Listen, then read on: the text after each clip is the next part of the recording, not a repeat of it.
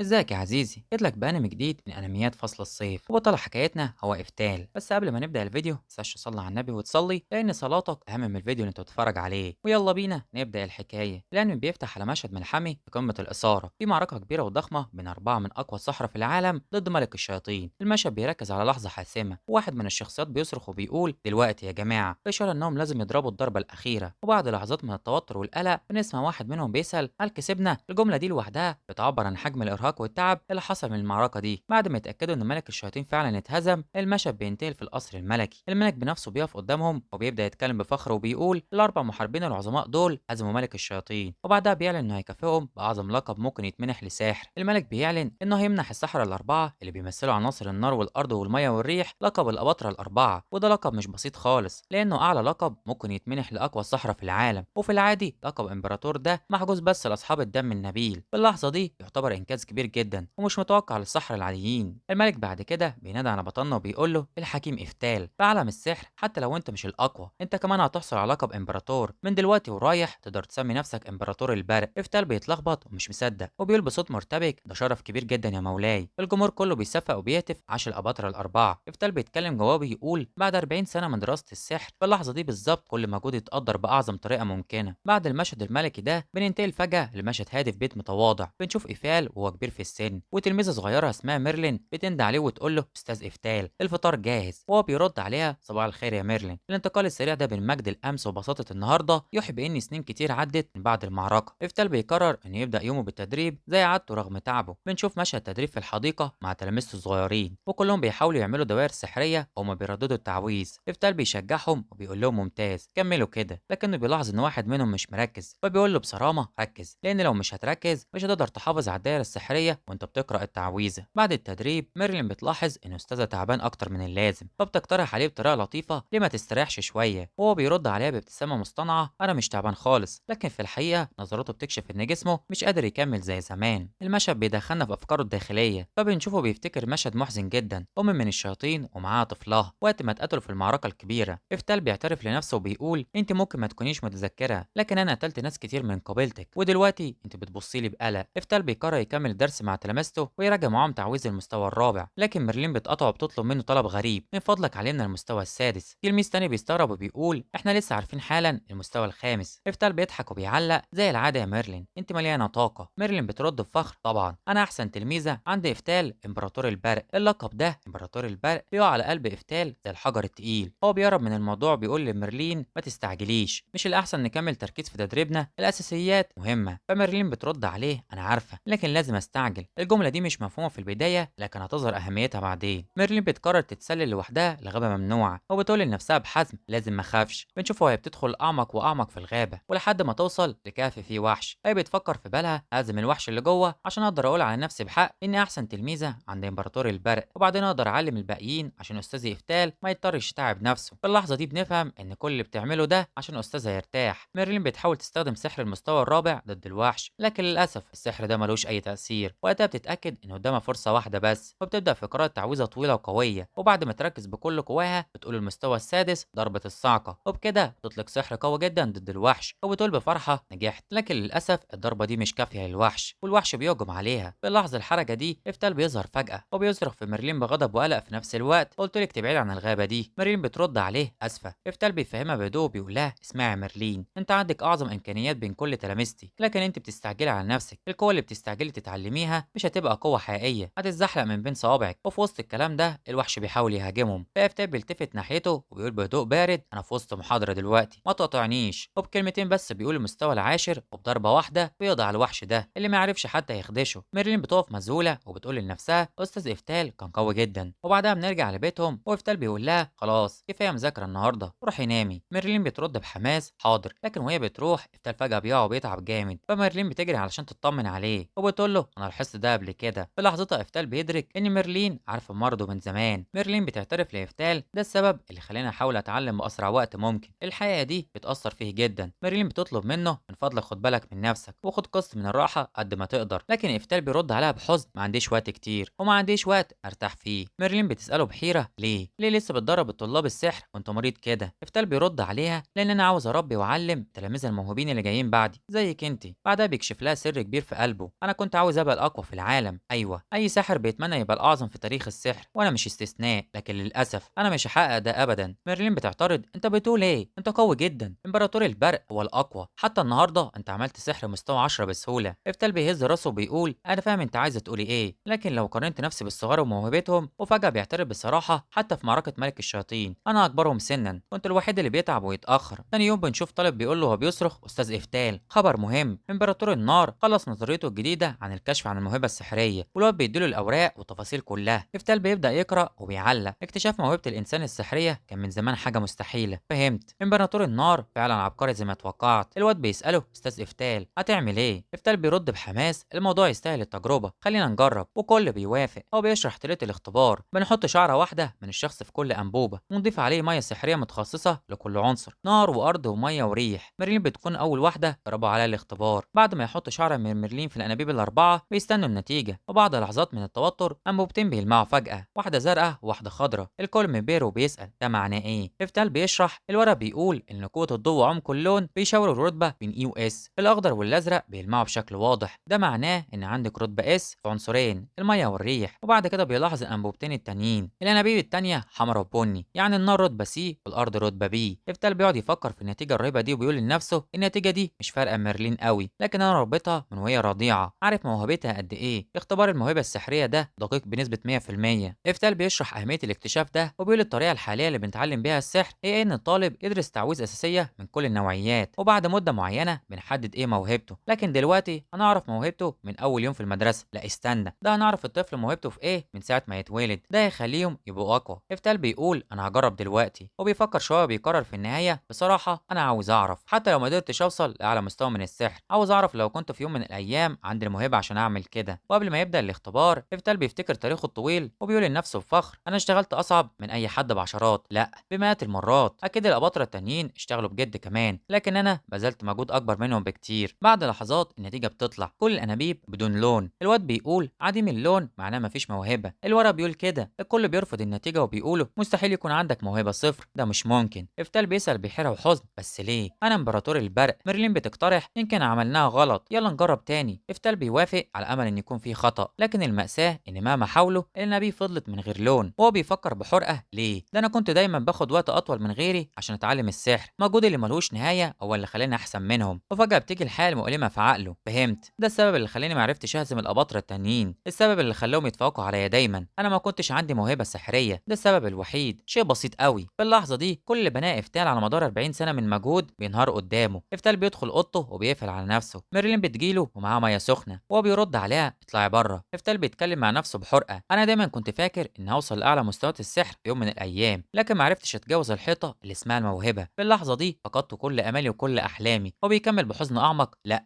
انا اصلا ما كانش عندي احلام او امال، انا مسكين جدا، لو بس كان عندي وقت اكتر. وفي وسط الحزن ده فجاه بيحصل حاجه، وافتال بيقول: من اكتر من 50 سنه نسيت خالص ان عندي المهاره دي. وبيقول: البنت هنا اول مره اتقابلنا بعد ما انتقلت لعالم تاني غير اللي قبله بقالنا فتره طويله. بتشرح له البنت: مهارتك هي الاراده اللي مش بتتكسر، اديتك القوه انك تشتغل عشان هدفك من غير ما تستسلم ابدا. افتال بيقول: ده بيفسر ليه ما قدرتش استسلم في اي حاجه في حياتي. البنت بتعرض على افتال فرصه استثنائيه وبتقول له: دلوقتي جه وقت انتقالك الثالث زي اول مره، كبدايه تقدر تختار مهارتين كهديه، ايه رايك في مهاره النمو المضاعف؟ افتال بيرفض وبيقول: لا شكرا، مش محتاجها. وهي بتستغرب من رده، وهو بيكمل بثقه: انا لسه عندي معرفتي السحريه، لو هيبقى عندي وقت ابذل فيه مجهود واتحسن ده يكفيني. فالبنت بتبتسم وبتقول: ده اللي كنت متوقعاه منك، انت وصلت لرتبه الاباطره الاربعه رغم انك ما كانش عندك موهبه، ده ما كانش بسبب مهارتك لوحدها، ده كان بفضل قوه ارادتك. وبتكمل وتقول: استمتع برحلتك. وفي لحظتها بيبدا الانتقال، نرجع لعالم جديد ونشوف افتال، لكن المره دي طفل صغير عنده 4 سنين بس. بيقول: ذكرياتي بترجع لي تاني. بنشوف امه الجديده وهي بتحضنه بقوه وبتقول له: الفطار جاهز. افتال بيشرح ان بفضل مهاره الانتقال اللي اديتها له البنت انا دلوقتي في العالم الثالث الجديد. من ساعه ما بقيت 4 سنين ذكريات افتال القديمه بتبدا ترجع لي، المره دي اتقن السحر كويس. امه بتلاحظ انه سرحان فبتساله: مالك يا ابني؟ فبيرد عليها: لا مفيش حاجه. وفي عقله بيكمل: اللي افتكرته الصبح هو ازاي احضر ميه اختبار الموهبه السحريه. افتال بيقرر انه يجرب الاختبار على نفسه، ولكن النتيجه بتيجي زي ما هو متوقع، مفيش اي لون. هو بيبتسم بحزن وبيقول: عرفت ان ده اللي هيحصل، تقريبا كده اوصل لاقصى حدودي لما اتعلم تعويذ المستوى العاشر زي المره اللي فاتت بالظبط. وفي وسط لحظه الهدوء دي فجاه بنسمع صرخات. افتال بيبص فبيلاقي مشهد مرعب: